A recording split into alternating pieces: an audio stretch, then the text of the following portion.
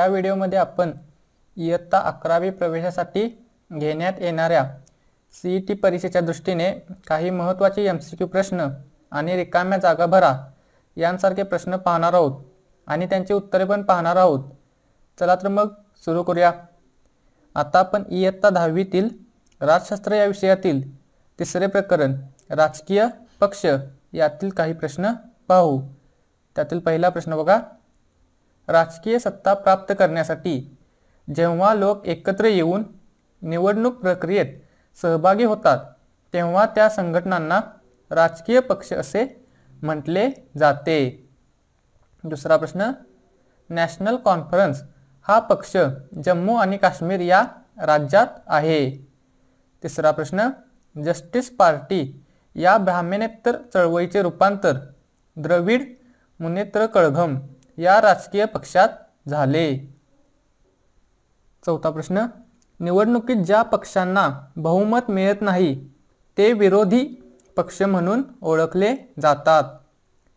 पाचवा प्रश्न, 1980 मध्ये जनता पक्ष फुटून त्यातील जनसंघाने भारतीय जनता पक्ष या नव्या पक्षाची स्थापना केली।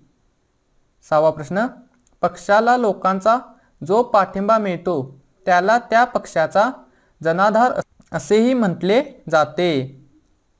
सातवा प्रश्न, शासन आणि जनता यांच्यातील दुवा म्हणून राजकीय पक्ष काम करतात। आठवा प्रश्न, भारतात सध्या 7 मान्यताप्राप्त राष्ट्रीय पक्ष आहेत। नववा प्रश्न, भारतीय कम्युनिस्ट पक्षाची विचारसरणी मार्क्सवादावर आधारलेली आहे। 10वा प्रश्न, शिरोमणी अकाली दल हा पक्ष पंजाब या राज्यात आहे। 11वा प्रश्न, राजकीय पक्ष या सामाजिक संघटनाच असतात। 12वा प्रश्न, राजकीय पक्षांना लोकांच्या पाठिंब्याची गरज असते। आता आपण भारतातील राष्ट्रीय पक्ष आणि प्रादेशिक पक्ष यांच्यातील काही माहिती पाहू। तर त्यातील पहिल्यांदा बघा, पक्षाचे नाव, स्थापना वर्ष, पक्ष म्हणजे तो राष्ट्रीय पक्ष आहे की प्रादेशिक पक्ष आणि कोणत्या राज्यात प्रभावी। आता बघा, राष्ट्रीय पक्ष हे संपूर्ण देशात प्रभावी असतात किंवा 4-5 राज्यात असतात आणि प्रादेशिक पक्ष हे फक्त एकाच राज्यात प्रभावित असतो। चला तर मग आता आपण सुरू करूया। तर पहिल्यांदा बघा, भारतीय राष्ट्रीय काँग्रेस या पक्षाची स्थापना इसवी सन 1885 आणि हा राष्ट्रीय पक्ष आहे आणि तसं म्हणायला गेलं तर हा संपूर्ण देशात प्रभावी आहे। दुसऱ्यांदा बघा, भारतीय कम्युनिस्ट पक्ष, तर या पक्षाची स्थापना आहे इसवी सन 1925 आणि हा पण राष्ट्रीय पक्ष आहे। तिसरं बघा, भारतीय कम्युनिस्ट पक्ष हा मार्क्सवादी इसवी सन 1964 हा पण राष्ट्रीय पक्ष। चौथा, भारतीय जनता पक्ष इसवी सन 1980 हा पण राष्ट्रीय पक्ष आहे। तर पाचवं बघा, बहुजन समाज पक्ष या पक्षाची स्थापना इसवी सन 1984 आणि हा पण राष्ट्रीय पक्ष आहे। सहावं, ऑल इंडिया तृणमूल काँग्रेस या पक्षाची स्थापना इसवी सन 1998 आणि हा पण राष्ट्रीय पक्ष आहे।